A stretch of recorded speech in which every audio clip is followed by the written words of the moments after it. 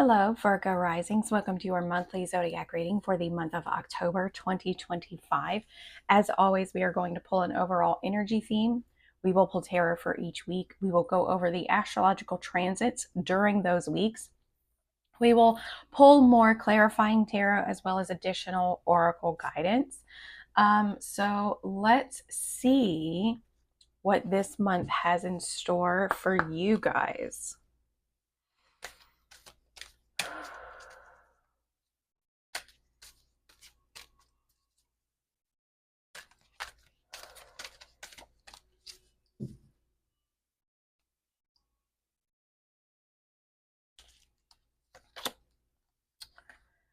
The Queen of the Light, but she's in reverse. Illumination, Enlightenment, Celebration. Card number 15. I've been reading from the book because they're so good. The messages are so good. So we'll make this quick. Challenger. The Queen of the Light challenges you to shine your light and not give into fear. Are you hiding yourself for fear of rejection? Are you afraid of success as you are a failure? There we go. The light of the divine shining within you is the power that expresses through you. This, not your ego, is the authentic place of self-expression. The Queen of the Light also challenges you to look at how you are affected by glitter, glamour, and the superficial dreams of society. Are you mesmerized by false power? The material world is fleeting and nothing lasts forever. Make sure that your intentions come from deep within you and that you don't base them on just money or power or what you think love will do for you. Ask instead, what can you offer? Ask what you can give. True wealth resides within peace, harmony, and a sense of purpose. Remember that light isn't garish or cold, nor is it manufactured. It's warmth and brilliant and natural. Give up the attachment to the outer goal, and if it's meant to be yours, it will surely come. Virgo, you guys are very distinguished. Like, you're very practical, you're very kind of meticulous when it comes to reaching certain goals. But as always, with all things, if we try to grasp onto the outcome too tightly, it can really be detrimental to how we feel. I've realized it's not so much about the outcome, it's about how it makes us feel, right? Because then it's easier for us to slip into those places of things like self-doubt and lack and not feeling worthy to receive your desire, right? So let's see, what does the tarot say for Virgos for October 2025?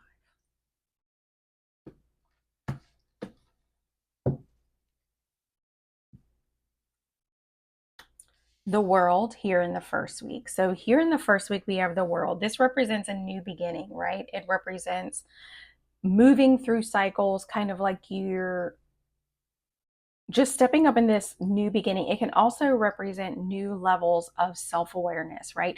New levels of higher consciousness. This is the week that Mercury will move into Scorpio. So Mercury is the planet of thoughts, ideas, communication, and messages.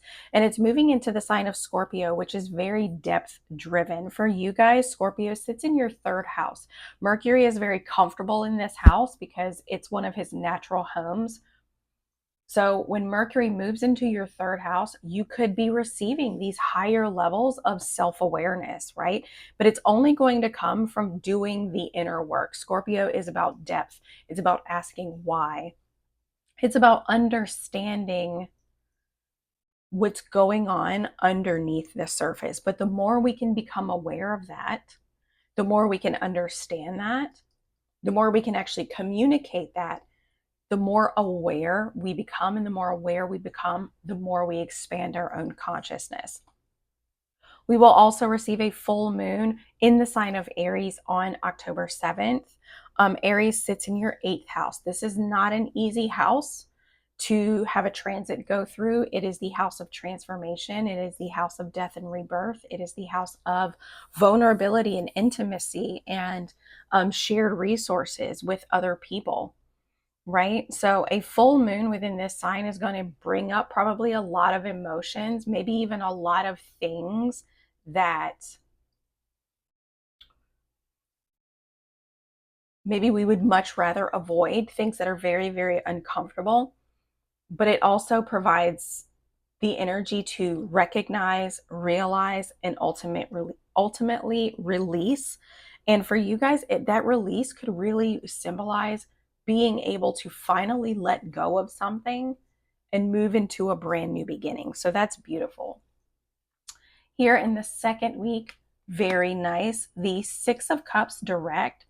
This is about nostalgia. This is the memories, people, emotions from the past that feel like a warm hug. They feel like a blanket being wrapped around us, right?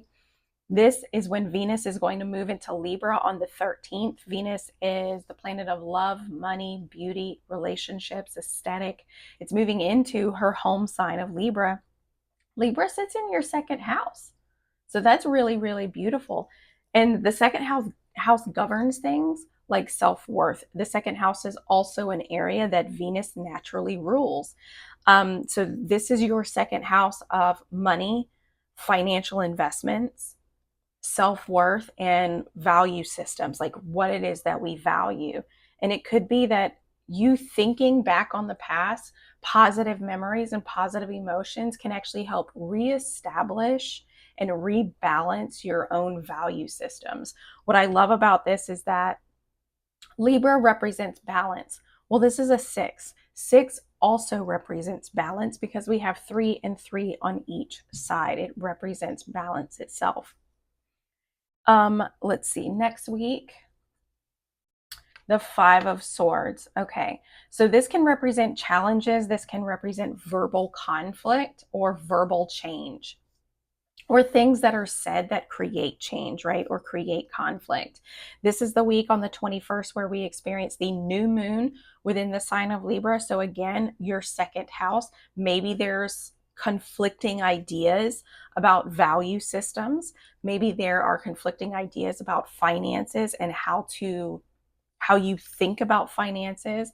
So the new moon is going to present a brand new opportunity to maybe establish new value systems for yourself based upon this new sense of awareness, based upon this feeling of joy and creativity and nostalgia that Venus and Libra can invoke. And it could be that maybe there are just discrepancies between you and another person when it comes to values or belief systems. So that new moon is going to give you an opportunity to move forward in a more authentic way. Now that you've reached this new sense of awareness, now that you've kind of gotten back in touch maybe with that inner child, and maybe the dreams you had as a child or the values that you had as a child that feel more pure to you. Maybe they just conflict with another person, or it could be that they mentally conflict with your goals, right? And it creates this internal conflict. This is also when we will move into Scorpio season.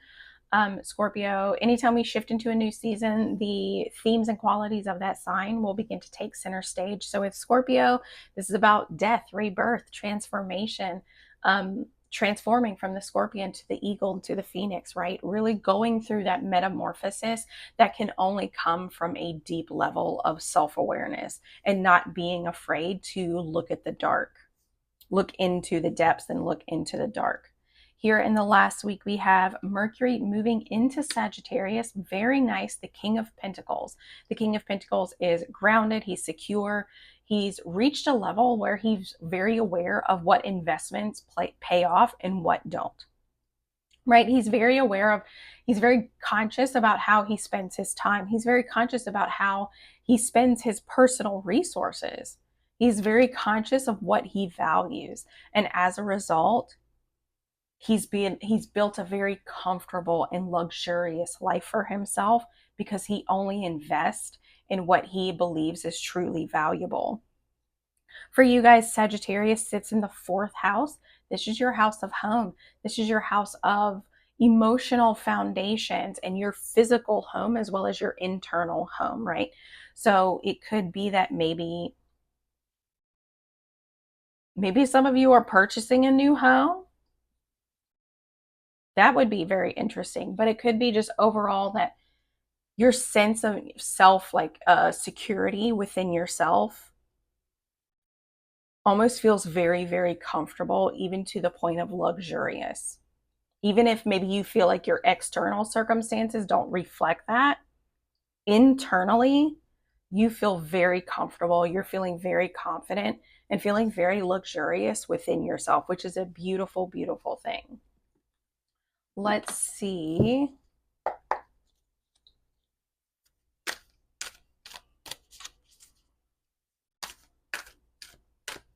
Let's see what else does Virgo need to know?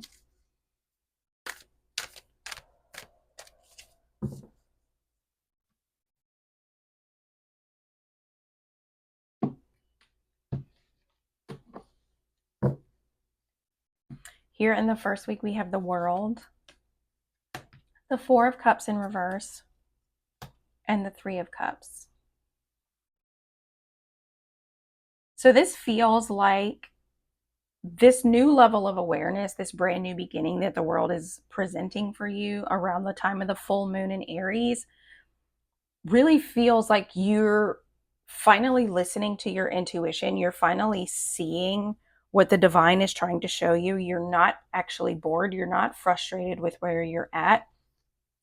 And even though the Three of Cups in reverse can represent a loss of friendship, this almost feels like you recognize that you don't need the support of others to feel truly fulfilled, because we have two cups cards here, right? This is very much about your internal experience, how you feel.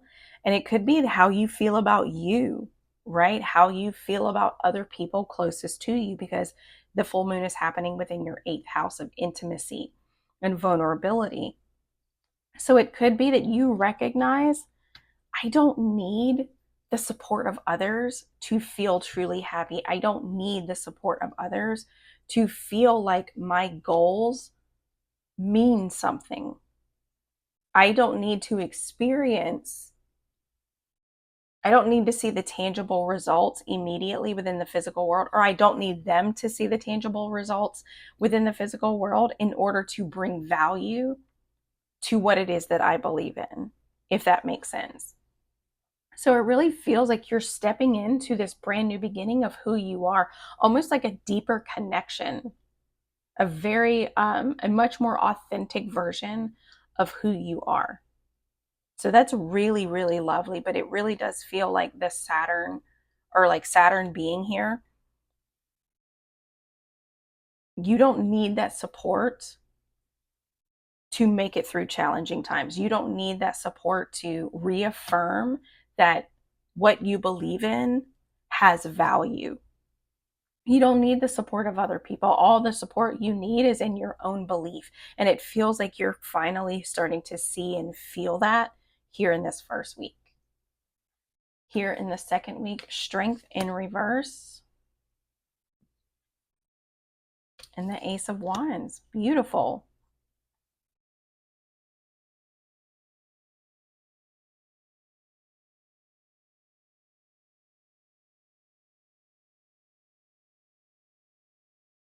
It almost feels like with this, the Six of Cups, you're kind of focusing on that inner child. You're focusing on that, like I said, what really brings you value, and what it, or what did I say earlier? Like what brings you joy, what you feel inspired by, and really tapping into almost like a very pure belief system, maybe one that you've always had within you. There is a little bit of doubt there with strength, but that's an opportunity with the Ace of Wands to step into that place of courage, to step into being the person, being the role model that you needed as a child, right? The Ace of Wands is a brand new opportunity. It's a brand new beginning. And when immediately I see strength in reverse, the fear and the ego and anxiety countered by the Ace of Wands, yes, there still could be this feeling of doubt and uncertainty. But there's also this new opportunity to quench that by stepping into this new place of growth, by using this new level of self-awareness, by using this new level of authenticity of who you are to kind of combat that feeling of fear and doubt, to really realign yourself with your own creativity, to really realign yourself with, like I said, your own sense of value systems of who you really wanted to be as a child. What were my values as a kid? I didn't did I focus so much on the outcome as a child? Probably not. Children are very present. Children are very, very present. They're very much in the moment. They're not really worried so much about the future, right? So it's almost like being more present, being more with that inner child, and kind of stepping into that space of courage, that space of growth that you're ready to move in. It's almost like you're standing on this threshold. The door is open. You've already stepped into this new beginning. The door is right there. But on the other side of that door is this little tinge of self-doubt. It's this little tinge of fear or anxiety. And all you have to do, it feels like all you have to do is take a deep breath. Remember, I can do this. I know I can. I've just proved to myself that I can. And then you step through that door, right? It's a brand new beginning for growth. It's a brand new opportunity to step into that place of courage and to really counterbalance any fear or doubt that may be coming up for you. Here in the third week, the Five of Swords, Chariot, and the Two of Wands.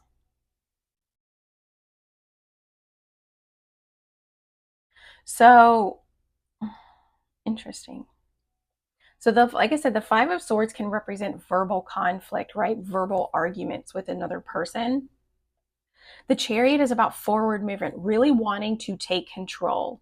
So it could be that you're ready to move forward in a new way, and that kind of conflicts maybe with someone close to you. Okay. The Two of Wands in reverse can represent that it's a bad partnership. That doesn't quite, that's not the feeling that I'm getting with this energy. It almost feels like, yes, you're wanting to take control and you're ready to move forward, but you still need to evaluate the situation, right? You're still kind of doubtful if the way you're going, if the path you're choosing, if the choice you're making is the right one. And it could be creating, like I said, mental conflict or even verbal conflict with another individual. So just be mindful of that, okay? But you're ready to move forward. Like this whole thing, it suggests to me that you're ready to move into a new beginning, but there's always this tinge of doubt that may be always lingering in the corner. It doesn't feel super present, but it's always there, right? So there's an opportunity with this new beginning to step into this place of courage and to step into and prove to yourself, not prove to anyone else, but prove to you that you are more than capable and that you are strong enough to make it through this change, to make it through this transition. Here in the last week, the King of Pentacles, I was about to say the Ace of Pentacles. The Hanged One, very nice. The Hanged One, having a new perspective. And Death, that's a big week for you. Finally, it almost feels like finally realizing that in order for you to step into this place of comfort, like comfort and stability and security within yourself, to feel like you're stepping into this place of luxury within yourself, something has to come to an end. And you're ready to move forward with that realization. Like you've received that realization. You understand what sacrifices need to be made in order for you to feel that way. And maybe even to physically find yourself more stability and security within your finances or within your own any other set of personal resources that you have, time, money, energy, effort. All of those things are your personal resources. So I think here in this last week, when Mercury moves into Sagittarius, you're really going to recognize, oh, in order for me to feel this way, I'm going to have to cut these things out of my life. I'm going to have to sacrifice that comfortable feeling of self-doubt. I'm going to have to sacrifice my past in order to move into my future. Something is going to have to end, which feels very frightening. It feels very scary, and it could feel like a battle within.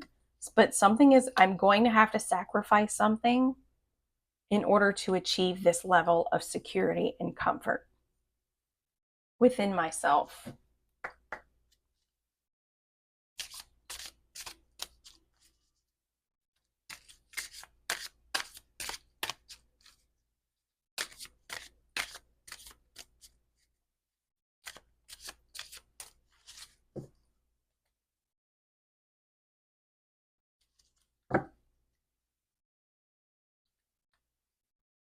Big picture thinking, visionary and inspired ideas. This new level of awareness, this brand new beginning that's coming for you is bringing about almost like it feels like feeling renewed. That's what this whole energy feels like, a sense of newness. It's almost like this almost feels like spring. Even though we've just moved into fall, it feels very much like spring. It feels very much like new beginnings. And I keep seeing like dew on the grass. All of the things required to create new life, to create new beginnings are right there in front of you. And you stepping into this new sense of awareness, you stepping into that place is allowing you to see that bigger picture, is allowing you to step into that visionary of thinking bigger than maybe what you thought was possible. You're not for everyone. Embrace your weirdness, face your true north. Stepping into that place of authentic, like I said, who did you want to be when you were a child? Who were you when you were a child? This feels very much like embracing that inner child, really being who you always thought you would be when you were young, before the world told you who you had to be or who you should be, right? And there's, like I said, there's going to be this doubt, but this new beginning with the Ace of Wands is almost counterbalancing that doubt. The doubt's still going to be there. The doubt is still going to be there. But there's also the Ace of Wands. There's also that strength. There's also that courage. And there's also that brand new beginning of desire in you to push that out of the way. So I love that. And it's going to come from embracing your own authenticity. It's going to come from letting yourself shine in the light, to be seen for who you truly are. Again, without the support of people. This feels like walking into a room where you don't know anybody and being like, okay, I'm going to make at least one new friend while I'm here. And just putting yourself out there without that fear or that doubt of that rejection. That's just what came to mind, like walking into a brand new room by yourself where you don't know anybody, like without the support of other people to back you up. It doesn't mean that you don't need it in other areas of your life, but when it comes to this specific moment of personal growth and self-development, if you really want to step into your authenticity, you need to get very, very comfortable with being okay with being who you are, without your hype girls, without the support of a loving partner. Like, I don't need them to tell me who I am. I don't need them to tell me that it's okay to be me. Yes, I do need that sometimes, but I don't need to become reliant on that. That's what that feels like. Star Brothers, Horus energy, protection, loyalty, safety, and trust. Who can you trust? I think this week here is really going to show you who's in your circle and who isn't. So just be mindful of that. Who can you really trust? Who can you really, really trust? And I think that that's going to, because like I said, the Two of Wands in reverse can represent a bad partnership. But don't let, I feel like I need to counterbalance that. Like, don't let this desire for control, don't let that desire for support um, influence your intuition. Don't let it influence you to the point where you start making snap judgments about people without feeling it in your gut or without physical evidence that this person or these people are not my people, if that makes sense. You got the love, codependency, and boundaries. You're going to have to sacrifice your codependency. Again, whether that is with a romantic partner, whether that is with a close set of friends, if we are too dependent on other people around us to reassure us that it's okay to be us, we will still always, always, always have that worry or that fear of rejection.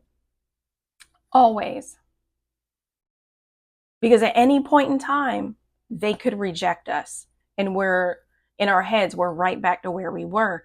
But if we can learn how to move past that sense of codependency, if we can learn how to move past that need and that desire for other people to reassure us that we are okay, that we are doing a good job, that we are valued and loved and worthy, we don't need them to tell us that. We have to believe that ourselves. And I really think that that's what this month is trying to get you to understand, is that only you, if you want to conquer that, it can only come from you. You cannot rely on anyone else to make you feel as confident in yourself as you need to be. So I truly hope that helped. That was a wonderful reading. I hope you guys have an incredible month, and we will see you next time.